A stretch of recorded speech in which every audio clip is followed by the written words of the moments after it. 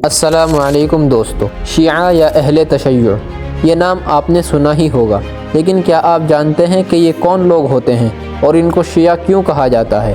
آج کی ویڈیو میں ہم اسی فرقے کی ہسٹری کے بارے میں بات کریں گے اور بتائیں گے کہ یہ فرقہ کب، کیسے اور کس مقصد سے بنا۔ چلیے شروع کرتے ہیں۔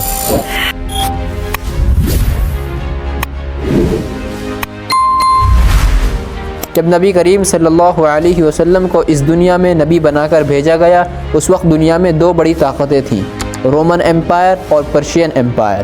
مسلمانوں نے دونوں طاقتوں کا خاتمہ کر دیا تھا۔ اب اسلام عرب سے نکل کر سینٹرل ایشیا اور افریقہ تک جا پہنچا تھا اور ایک کے بعد ایک ملک پر مسلمانوں کا قبضہ ہو رہا تھا۔ یہ سب حالات دیکھ کر کفار و مشرکین کو بڑی تکلیف ہوتی تھی، جن میں خاص طور سے یہودی اور ایران کے آتش پرست تھے، کیونکہ یہودیوں کو عرب سے نکال دیا گیا تھا اور وہ پوری دنیا میں دھکے کھاتے پھر رہے تھے۔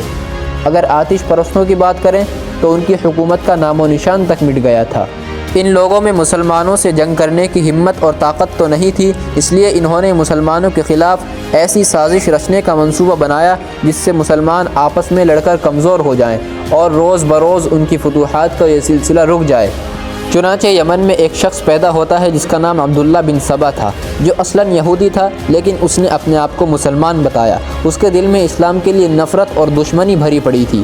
عبداللہ بن سبا کو حضرت عمر بن خطاب رضی اللہ عنہ کے زمانے تک اسلام کو نقصان پہنچانے کا کوئی موقع نہیں مل پایا۔ چنانچہ حضرت عمر کے بعد حضرت عثمان رضی اللہ عنہ خلیفہ بنے۔ حضرت عثمان رضی اللہ عنہ بہت زیادہ نرم اور رحم دل تھے، ان کی رحم دلی کا لوگ فائدہ اٹھاتے تھے، جس کی وجہ سے حکومت میں بہت سی خرابیاں پھیل گئی تھیں۔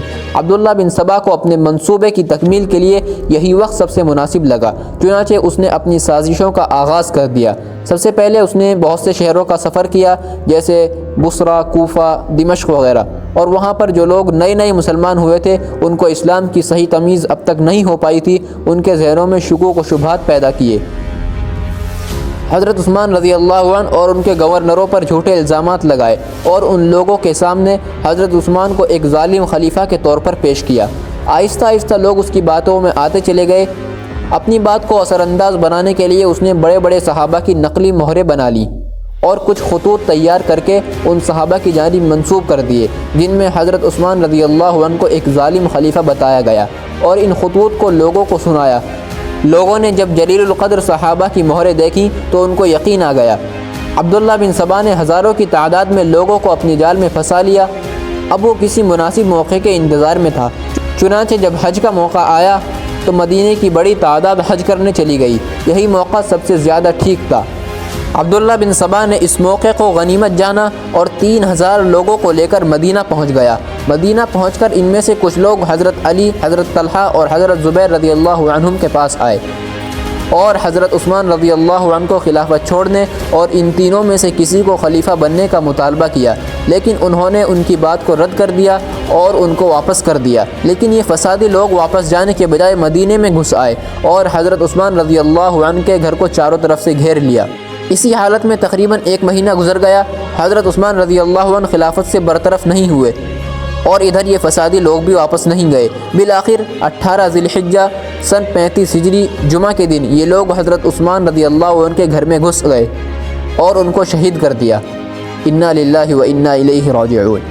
جس وقت حضرت عثمان کی شہادت ہوئی اس وقت وہ قرآن کریم کی تلاوت کر رہے تھے اور یہ آیتیں آپ کے منہ سے جاری تھیں، فَسَيَكْفِيكَهُمُ اللَّهُ وَهُوَ السَّمِيعُ الْعَلِيمُ۔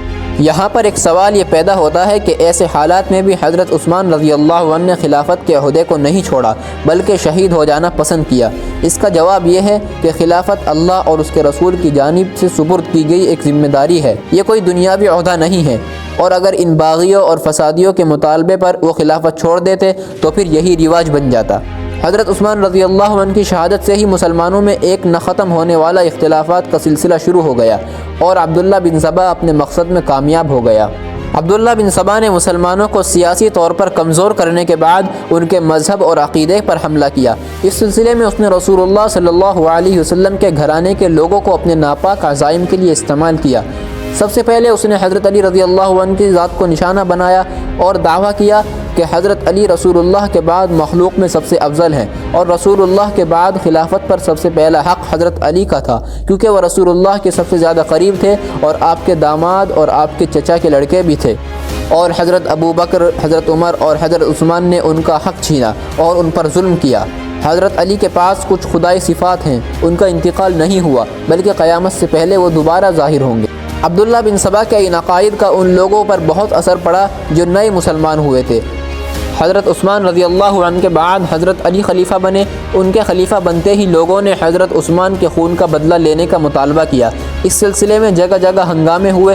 ابن سبا اور اس کے ساتھیوں کو اب اپنا خاتمہ ہوتا نظر آنے لگا تو انہوں نے نئی سازشیں رچی اور پہلے حضرت علی کی حضرت عائشہ سے اور پھر حضرت معاویہ سے جنگ کرائی، جس میں ہزاروں مسلمانوں اور صحابہ کا ناحق خون بہا۔